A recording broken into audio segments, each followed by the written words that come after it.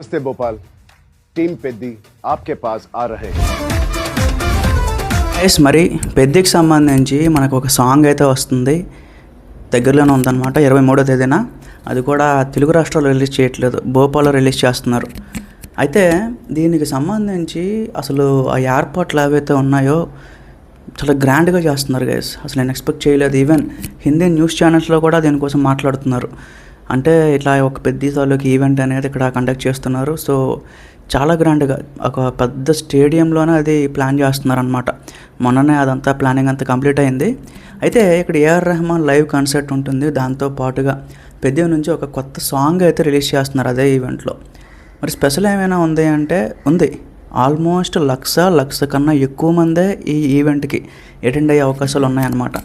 So of course దీనికి passes కానీ ఏం కాదు, జస్ట్ ఫ్రీ ఆఫ్ కాస్ట్ ఎవరైనా రావచ్చు, వెళ్ళి చూడొచ్చు అనమాట. అది కూడా మధ్యప్రదేశ్ ఏంటంటే ఇండియా మొత్తానికి సెంటర్లో ఉంటుంది. సో అలాంటి ఒక ఏరియాలో వీళ్ళు ప్లాన్ చేసి అలాంటి ఒక ఏరియాలో వీళ్ళు కానీ ఆ హైప్ అయితే తెచ్చుకోగలిగితే హిందీ మార్కెట్లో కూడా మనకి మంచి ఓపెనింగ్స్ అయితే పడతాయి. ఆల్రెడీ మన మున్నాభయ్య వీళ్ళందరూ కూడా హిందీలో కూడా ఇంటర్వ్యూలు చేస్తున్నారు. మేబీ మనకు అది దగ్గర వరకు రాలేదు, బట్ హిందీ ప్రమోషన్స్ కూడా ఒక వైపు నుంచి జరుగుతూనే ఉన్నాయి. అయితే ఇప్పుడు హిందీ మార్కెట్ ఎందుకు ఇంపార్టెంట్ అని మళ్ళీ చెప్తున్నానంటే, హిందీ మాట్లాడేది ఆల్మోస్ట్ 20 రాష్ట్రాలు 19 రాష్ట్రాలు ఉన్నాయి. సో ఆ రాష్ట్రాలన్నింటిలో కూడా మళ్ళీ ఇది రిలీజ్ అవుతుంది. అలాంటి దగ్గర మన 2 తెలుగు రాష్ట్రాల్లో వెళ్ళలేదని కలెక్షన్స్ వస్తాయి. బట్ అలాంటి దగ్గర కూడా మనకు చాలా ఇంపార్టెంట్. ఇప్పుడు దంగల్ అనే సినిమా ఉంది, అది బడ్జెట్ అంతా 80 కోట్లు 70 కోట్లు అంతే.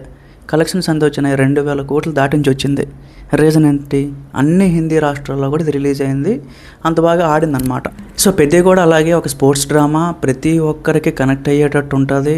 సో ఖచ్చితంగా గైస్ ఇది భారీ హిట్ అవ్వబోతుందని నా ఒపీనియను. దీనికి కావాల్సిందంతా ఒక ప్రమోషన్స్ అనేది ఒక ప్యాటర్న్గా వెళ్ళిపోవాలి, ఒక నీట్గా వెళ్ళిపోవాలి.